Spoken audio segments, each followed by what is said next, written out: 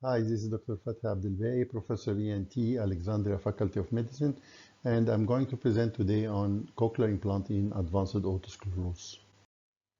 Advanced otosclerosis is defined when we find the air conduction more than 85 decibel and the bone conduction is non-measurable. But now, in the era of cochlear implantation, this is better defined if the word recognition score and aided word recognition score is below 50%. How do you know that such audiogram with sensory neural hearing loss, this is an otosclerosis? We know if we suspect it if we find previous PTA with a conductive hearing loss or a mixed hearing loss. We suspect if there is a family history of otosclerosis. If the condition aggravated at endocrine activity, like menopause. If there is a symmetrical hearing loss, sensory neural symmetrical hearing loss, you can suspect otosclerosis, and of course, if there is a clinical short sign. When we see audiogram like the one shown in the picture with no identifiable bone conduction, it can be due to one of two conditions. Either because the limitation of the audiometry cannot detect bone threshold above this level, or because there is no cochlear reserve. It's difficult to differentiate, and you need an intratympanic EKG, which is an invasive procedure relatively. The incidence of mixed otosclerosis is around 10%, whereas the pure cochlear otosclerosis is around 1%. The pathology, it's mainly spongy vascular bone, replacing the normal bone in the petrous bone. And then this vascular bone may mature to be a sclerotic bone in a later stage. So you can find both of them or one of them spongy mainly or sclerotic mainly. As for the site, the main site is in the fistula antifenestrum between the footplate of the stapes and the cochlear form forces. The annular ligament then become fixed with the conductive element of hearing loss. It can extend to the round window, causing obliteration, could be partial or total obliteration, and it can affect the lateral wall of the cochlea, and it can extend into the lumen of the cochlea. As for the histopathology, otospongiosis is relatively a disease of the lateral wall of the cochlea where there will be hyalinization of the spiral ligament. And then the organ of Corti can be affected, but to a lesser extent. And luckily enough, the spiral ganglion are the least affected in contrast to meningitis, which spiral ganglia are usually affected.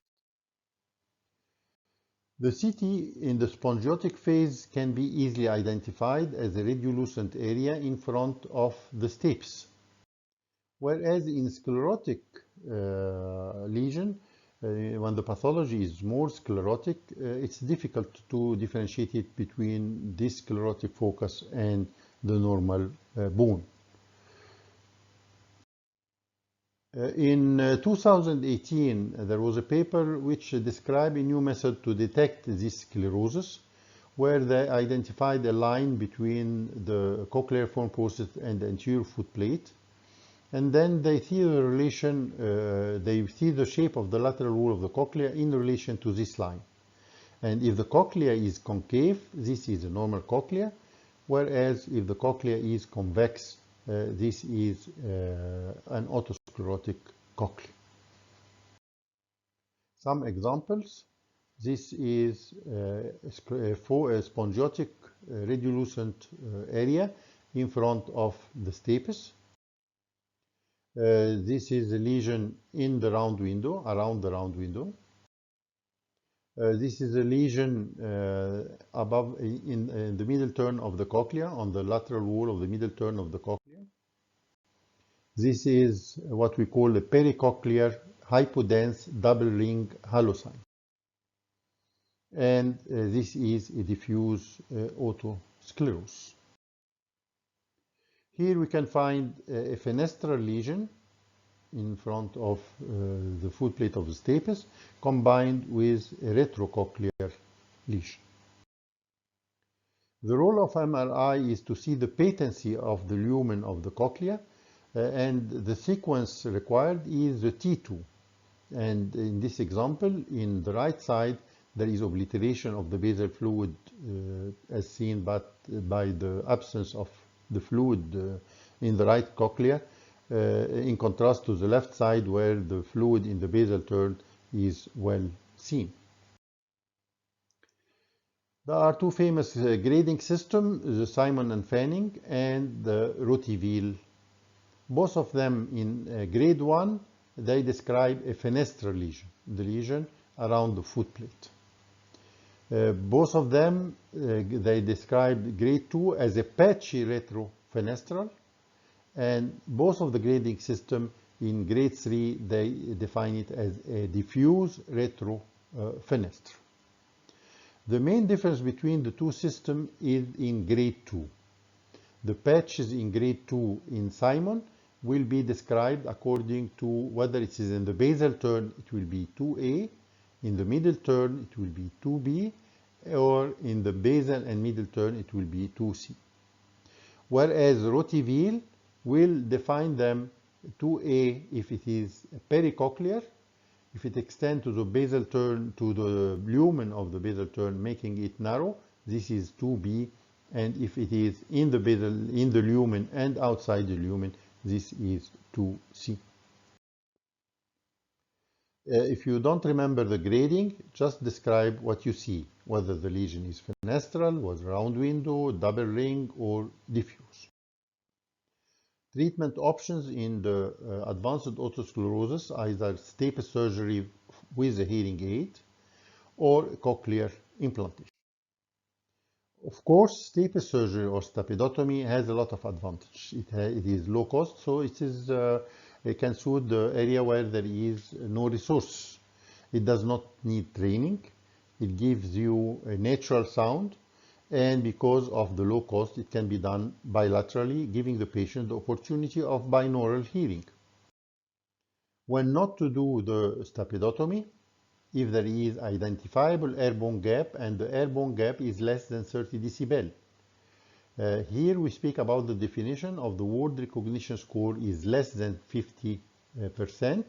You can still identify an airborne gap, and if this airborne gap is less than 30 decibel, is not a candidate for stapedotomy.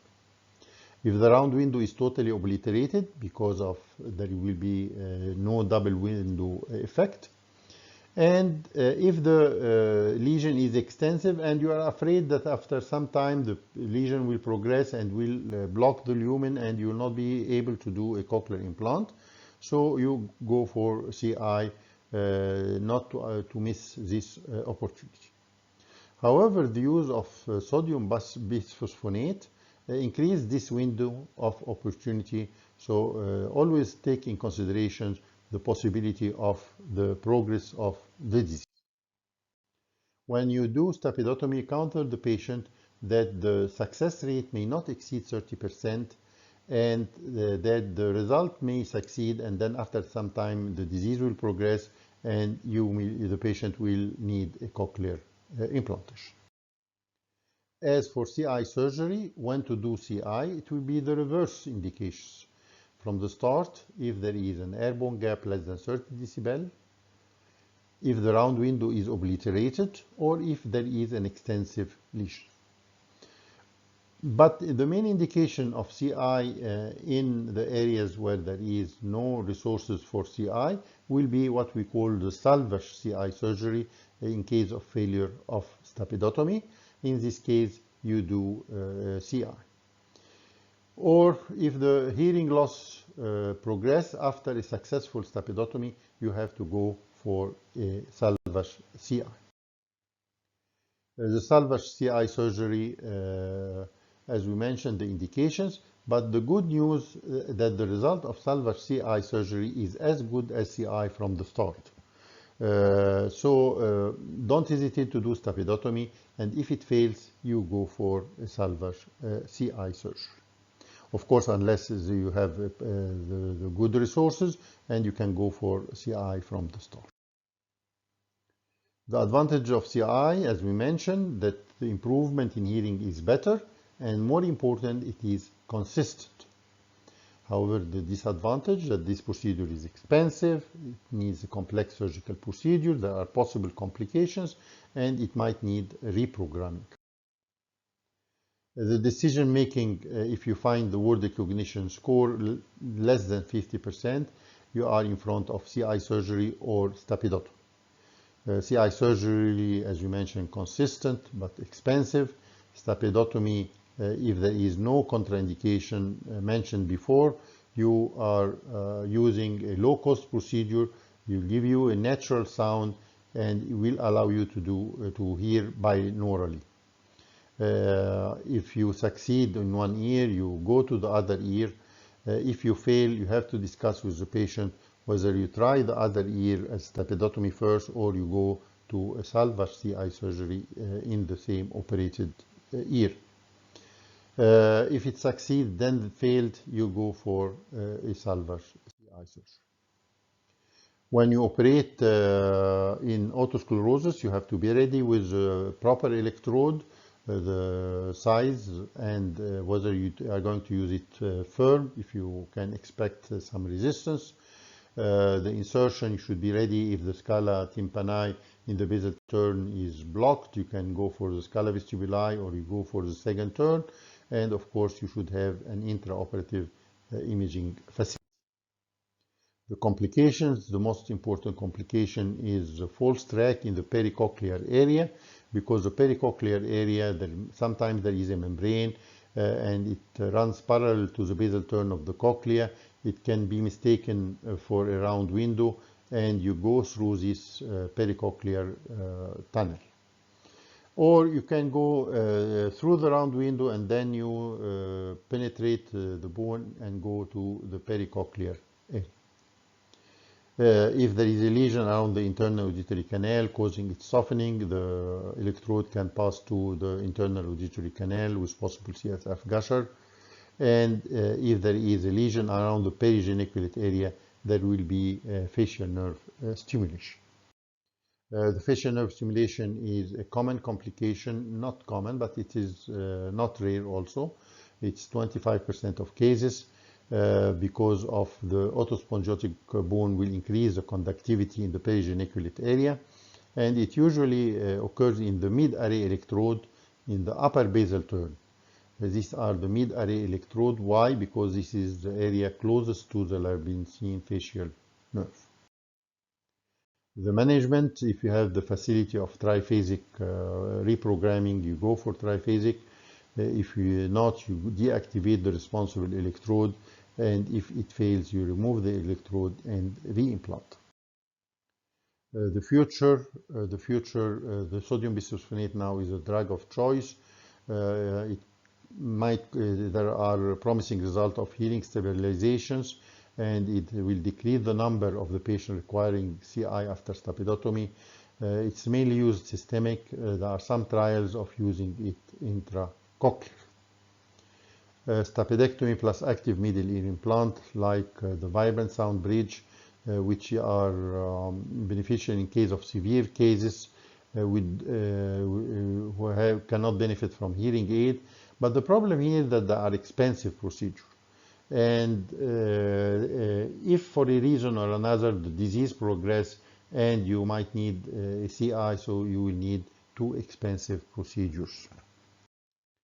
These are the references, and I would like you to go for the references for more details. At the end, I would like to thank you for your attention, and I hope to meet you in another presentation.